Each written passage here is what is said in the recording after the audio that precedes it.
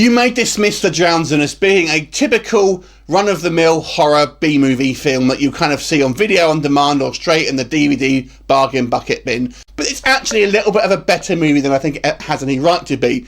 So the basic premise here is nothing new. It does kind of fall into the standard monster movie, but it does have a few tricks up its sleeve. But let me give you the basic premise here. We see in the beginning, like a prologue, there's essentially a serial killer, and his method of dispatching his victims, his female victims, is by drowning them. And I'll come on to this again in a second, but he essentially is killed and comes back as some kind of like creature and exacts his kind of vengeance upon womanhood by doing the same thing, but now as a kind of monster that looks a little bit like Swamp Thing. And basically it focuses on a group of female friends who one of their members has kind of had a bit of an accident involving nearly drowning and having visions. They all think she's crazy, but in actual fact she has a kind of link to this kind of creature that appears and decides that he's sort of going after this sort of group of girls, and he had his kind of own agenda in doing so, without kind of giving any spoilers away. So this thing has a couple of kind of, I guess, unique qualities to it. First of all, I really like the prologue because it kind of plays with your expectations. You always see in these horror films your kind of first victim, and this isn't really getting this one because this is really in the first 5 minutes. And I quite like the fact that it's kind of turned on its head here, because the first victim that we see actually kills the bad guy, which was kind of subverting my expectations a lot. So we see our first sort of female victim actually win and kill the kind of the serial killer. Of course, this just sets up the fact that he's come back as some kind of creature, but nonetheless, it was kind of nice to sort of see it, because you sort of see it so many times where they have their first victim just kind of dispatched and then sort of forgotten about to a certain degree.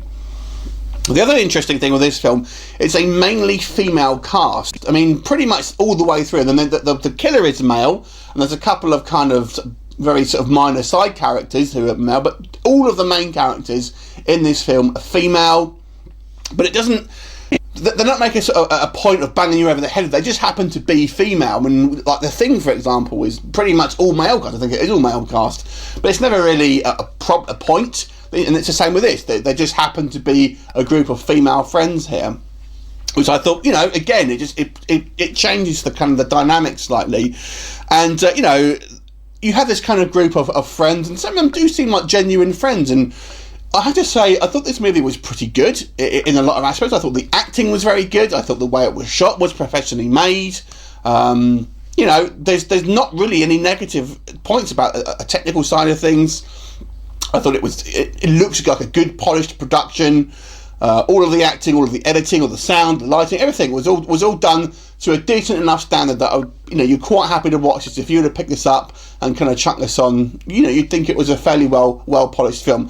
The only real things I would say here that are a bit negative is once we kind of get going in the plot, it offers nothing new. I mean, this is really just kind of a typical monster movie where the monster is kind of killing through the kind of the peripheral characters until we kind of get down to the main kind of characters, if you like. So in that respect, it kind of does fall into some kind of genre cliches. And I have to say that the monster himself is a bit crappy looking, if I'm completely honest. The killer actually has a power a little bit like Ghost Shark, where he can kind of phase into any type of water. So it's actually a cross between Ghost Shark, but looks a bit like Swamp Thing. So it's kind of a bit of a weird movie hybrid there. And he's meant to be that this guy who has this connection to water. And there is an explanation about why that is, which is quite interesting. But I don't know, he kind of just looks like a Swamp Thing to me. He looks like he's covered in kind of oil and roots and stuff like that. So I don't know. I don't feel we portrayed a kind of water-based kind of killer as much as maybe the design was not all it could be, if that makes sense. But as long as you're not expecting any kind of original storytelling here, this is a solid B-movie monster movie with kind of likeable characters and good believable performances. An okay monster, though it's nothing special. But overall, I think this is an above average kind of B-movie horror film for me. So I'm going to give this movie a 6.5 out of 10. Have you seen it? What did you think of it? Leave a comment and I will look forward to seeing you next time. Bye for now.